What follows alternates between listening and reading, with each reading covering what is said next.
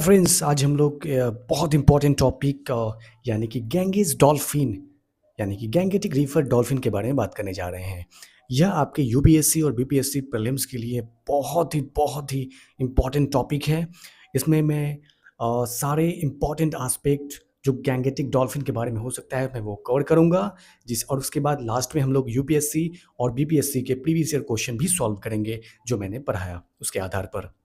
तो आप लोग इस वीडियो को बहुत अच्छे से देखें, क्योंकि आपके आने वाले प्रीलिम्स, चाहे वो यूपीएससी 2025 का हो या यूपीएससी 2026 का हो या बीपीएससी 72nd 73rd का प्रीलिम्स हो, उसके लिए बहुत इम्पॉर्टेंट है। तो बिना टाइम वेस्ट किए हुए स्टार्ट करते हैं। तो start this is the figure that you are seeing. यह पटना का नेशनल डॉल्फिन रिसर्च सेंटर का है। ठीक है, आगे बढ़ते हैं। सबसे पहले देखते हैं कि इसका साइंटिफिक नाम क्या है। तो इसका साइंटिफिक नाम है प्लैटेनिस्टा गैंगेटिका और लोकल नेम सूसू इसको कहते हैं, सूसू। यह भी यूपीएससी बीपीएससी प्रीलिम्स में पूछा जा चुका है। आगे देखते हैं कि डिस्ट्रीब्यूशन यह कहाँ कहाँ पाया जाता है। तो यह मेनली इंडिया, नेपाल और बांग्लादेश में मिलता है। और कौन कौन से रिवर सिस्टम है, तो मेनली जो है गंगा, ब्रह्मपुत्रा और मेघना नदी में मिलता है। आगे चलते हैं। Conservation status very very important. IUCN status is endangered status है। साइट्स के अपेंडिक्स 1 में जाएगा। And wildlife protection act 1972 में शेड्यूल 1 में यह गैंगेटिक डॉल्फिन आता है। प्रोजेक्ट डॉल्फिन 2020 में स्टार्ट किया गया था कि जो डॉल्फिन है जो भी भारत में पाए जाते हैं उसका संरक्षण करने के लिए यह प्रोजेक्ट लाया गया था। और एक इम्पॉर्टेंट पॉइंट कि यह नेशनल एक्वाटिक एनिमल है इंडिया का गैंगेटिक डॉल्फिन। उसके बाद देखते हैं कि बिहेवियर एंड स्पेशल फीचर्स क्या है। तो सबसे इंपॉर्टेंट है कि यह फंक्शनली ब्लाइंड होता है। मतलब जो यह सूसू होता है ना, यानी गैंगेटिक डॉल्फिन होता है, ये अंधा होता है, इसे कुछ दिखाई नहीं देता है। क्यों भाई? क्योंकि इसमें क्रिस्टलाइन आइलैंड्स नहीं पाए जाते हैं, इसमें क्रिस्टलाइन आइलैंड्स नहीं होते हैं। अच्छा, तो फिर यह कैसे शिकार करता है, कैसे पता करता है कि आगे कौन सा ऑब्जेक्ट है जो वो मतलब खा सकता है या उसे नुकसान पहुंचा सकता है? तो यह इको लोकेशन का यूज़ करता है। इको लोकेशन क्या होता है कि यह अपना साउंड छोड़ता है और साउंड जो है निकलता है, तो आगे जो भी ऑब्जेक्ट रहता है उससे टकरा कर वो साउंड इसके पास वापस आ जाता है। इसे पता कर लेता है वह कि सामने वाला जो ऑब्जेक्ट है वो क्या है, क्या उसके खाने के लिए है या वो उसको नुकसान पहुंचा सकता है। तो अगर वो नुकसान पहुंचाने वाली चीज़ है तो वहाँ से वो भाग जाता है, और अगर खाने वाला चीज़ है तो उसको जाके खा लेता है।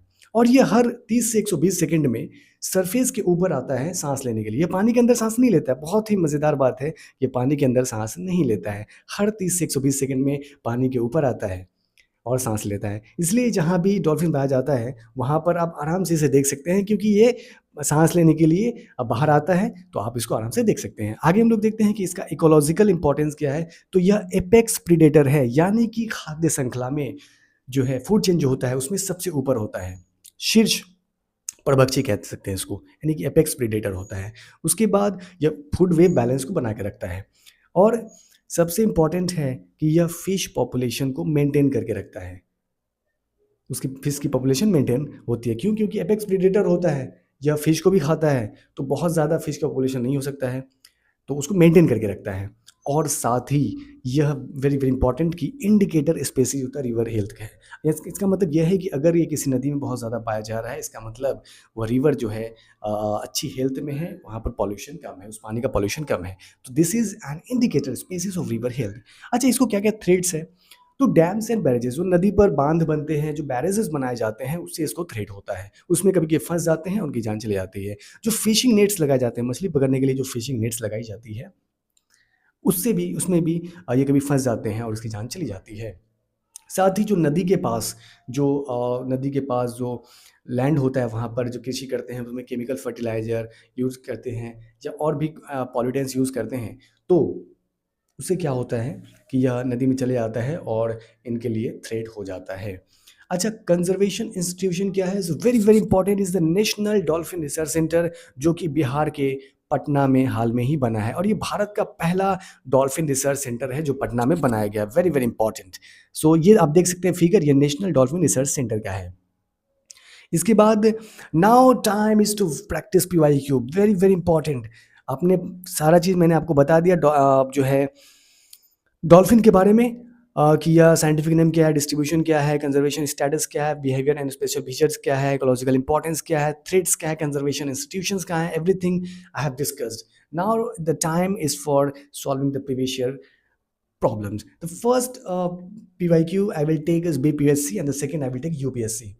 जब तक आप प्रीलिम्स एग्जाम में प्रैक्टिस नहीं करेंगे तो आप उसे क्रैक नहीं कर सकते हैं, है ना. तो अब समय आ गया है बीपीएससी प्रीलिम्स हम लोग देखते हैं उसका क्या पीवाईक्यू है. सबसे पहला क्वेश्चन बीपीएससी पीवाई प्रीलिम्स में पूछा गया कि भारत का राष्ट्रीय जलीय प्राणी कौन है.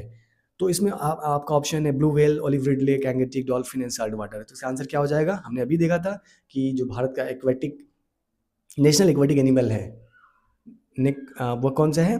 तो Gangetic dolphin. Answer is C. Next, India का पहला डॉल्फिन रिसर्च सेंटर कहाँ स्थापित हुआ है. यह शायद 68वीं बीपीएससी में ऐसा क्वेश्चन पूछा गया था, आप देख लेना, बट यूपीएससी में पूछा गया है. तो यह हो जाएगा, अभी हमने देखा पटना. तो करेक्ट आंसर इज सी. अगला क्वेश्चन, गैंगेटिक डॉल्फिन का आईयूसीएन कंजर्वेशन स्टेटस क्या है. बताइए, वल्नरेबल, नियर थ्रेटन, एंडेंजर या क्रिटिकली इंडेंजर्ड. तो अभी हमने देखा था कि इसका जो आईसीएन कंजर्वेशन स्टेटस है that is endangered. So answer और correct option is C. Next, Gangetic dolphin को फंक्शनली ब्लाइंड क्यों कहा जाता है. हमने अभी देखा था, क्या रेटिना एब्सेंट है इस कारण, कॉर्निया डैमेज होने के कारण, क्रिस्टलाइन आइलेस के कमी के कारण, या ऑप्टिक नर्व एब्सेंट होने के कारण. तो correct answer is option C, that is crystalline eye lens की कमी के कारण. आगे बढ़ते हैं. गैंगेटिक, पांचवा क्वेश्चन है, गैंगेटिक डॉल्फिन मुख्य रूप से किस नदी तंत्र में पाई जाती है. तो Indus river, Godavari river, Ganga Brahmaputra मेघना सिस्टम या नर्मदा तापी सिस्टम. तो हमने अभी देखा था कि यह गंगा ब्रह्मपुत्र मेघना में पाई जाती है. So correct option is option C. आगे है, गैंजेटिक डॉल्फिन किस वर्ष शुरू किया गया, यानी कि प्रोजेक्ट डॉल्फिन किस वर्ष शुरू हुआ था. तो ऑप्शन इसका क्या हो जाएगा, आप मन में सोच लीजिए. Correct answer is option C, यानी कि 2020 में स्टार्ट हुआ था. नेक्स्ट क्वेश्चन, गैंजेटिक डॉल्फिन की कौन सी विशेषता एक इंडिकेटर स्पेसिस बनाती है.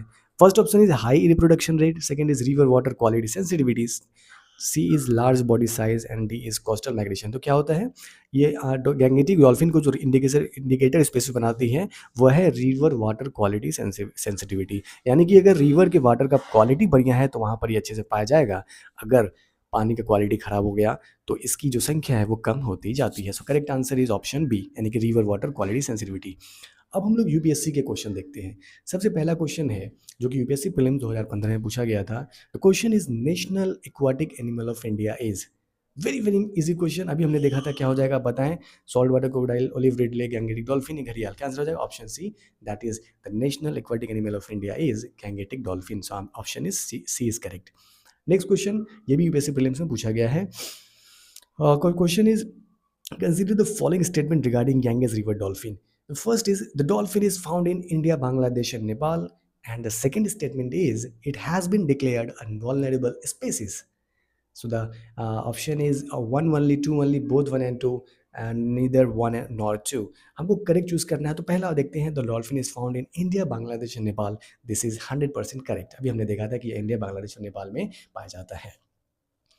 अच्छा, इसका आयुषन स्टेटस पूछा है, ये बता रहा है कि वल्नरेबल है. नहीं नहीं भैया, क्या वल्नरेबल है, अभी हमने देखा था ना. क्या है मैंने क्वेश्चन पीवाई की बीबीसी पीवाई की भी देखा था, क्या है, एंडेंजर्ड है. So two is correct, one is right. So the option is one only. So A is the correct option. Next question, other than poaching, यानी कि शिकार के अलावा, which of the following are possible reasons for decline in population of Ganges river dolphins. यानी कि बोला है कि शिकार के अलावा और कौन कौन सी संभावित कारण हो सकते हैं कि जो गैंजेस रिवर डॉल्फिन है उनकी संख्या कम होती जा रही है. ये यूपीएससी प्रीलिम्स 2014 में आया था. पहला is construction of dams and barrages. Second is increase in population of crocodiles in rivers. Third is getting trapped in fishing nets accidentally. And fourth, the use of synthetic fertilizers and agriculture chemicals near rivers.